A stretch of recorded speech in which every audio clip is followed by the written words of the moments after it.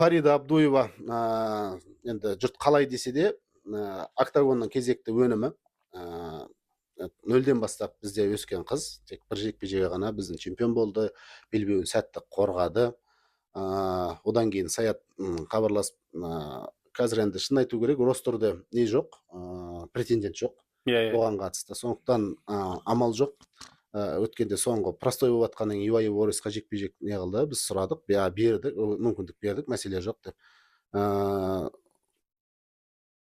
Тафқа кіру керек болған, визамен үлгермей қалды. Мендегі ақпарат. Иә. Мен де естігем, Тафқа жақын тұр деп. Иә, Сәке ренжімеңіз, енді айтып қойдым, мен не қылады.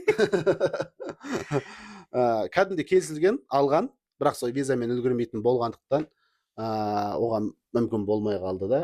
Таф емес, UFC Road to UFC-ге кірді. Өйткені матчмейкерлердің өте оң жақ көзқарасында.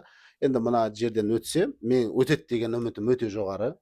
Күн өткен сайын, сағат өткен сайын доминировать етіп қосып жатқан қызымыз, өзіне жаңағы кәсіби жағынан мықтылығын айтып жатырмын. Сондықтан Валяның есін қайталайтын бірден бір қырғыздың батыр қыз деп айтылар едім. Өйткені жасы да, бүкіл запасы да бәрі бар. Бүкіл барлық несі бар. Күресін қатты тартып, физикасы бар. Тек жаңағы біздегі аймақтағы көп байестерге тән ауруға, менмендік жұлдыз ауруына шалдықпаса болды. Валяның қарапайымдылығы мен еңбекқорлығын берсін деп айтайыншы. Ең дұрысы осы бар. Онда 100% Валяның жолын берсін. Валяның жолын берсін. Онда тура сол ерлікті қайталайды.